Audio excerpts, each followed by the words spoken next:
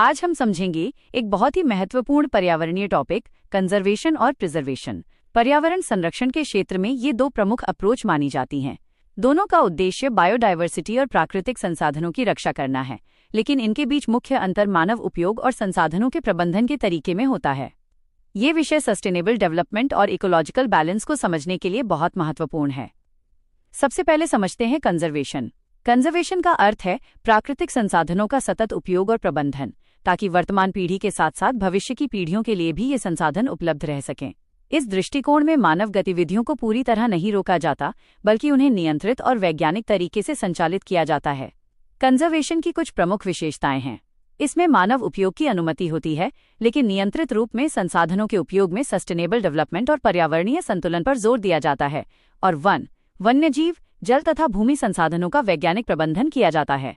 इसके कुछ उदाहरण हैं sustainable forestry, wild life management, community forest management और सस्टेनेबल एग्रीकल्चर। कंजर्वेशन का महत्व यह है कि ये प्राकृतिक संसाधनों के अत्यधिक दोहन को रोकता है, इकोसिस्टम की उत्पादकता बनाए रखता है और स्थानीय समुदायों की आजीविका को भी समर्थन देता है। अब बात करते हैं प्रिजर्वेशन की।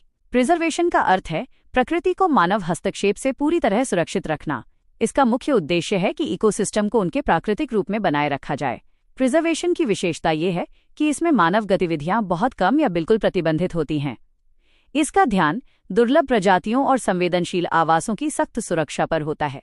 इसके उदाहरण हैं सख्त संरक्षित wild life sanctuary, biosphere reserve के कोर जोन और कुछ नेशनल पार्क, जहां मानव गतिविधियों पर कड़े प्रतिबंध लगाए जाते हैं। यदि हम दोनों की तुलना करें तो कंजर्वेशन में संसाधनों का नियंत्रित उपयोग होता है, जबकि प्रिजर्वेशन में प्रकृति की पूर्ण सुरक्षा पर जोर दिया जाता है। कंजर्वेशन विकास और पर्यावरण के बीच संतुलन स्थापित करने का प्रयास करता है, जबकि प्रिजर्वेशन का उद्देश्य इकोसिस्टम को बिना किसी मानवीय हस्तक्षेप के सुरक्षित रखना है।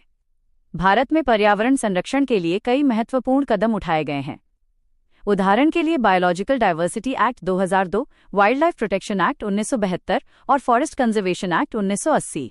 इसके अलावा national action plan on climate change और ग्रीन इंडिया मिशन जैसे कार्यक्रम भी प्राकृतिक संसाधनों के सस्टेनेबल प्रबंधन को बढ़ावा देते हैं। अंत में कहा जा सकता है कि कंजर्वेशन और प्रिजर्वेशन दोनों एक दूसरे के पूरक हैं। कंजर्वेशन प्राकृतिक संसाधनों के सतत उपयोग को बढ़ावा देता है, जबकि प्रिजर्वेशन संवेदनशील इकोसिस्टम और दुर्लभ प्रजातियों की सख्त सुरक्षा सुनिश्चित करता है। दोनों मिलकर सस्टेनेबल पर्यावरण प्रबंधन और इकोलॉजिकल संतुलन बनाए रखने में महत्वपूर्ण भूमिका निभाते हैं।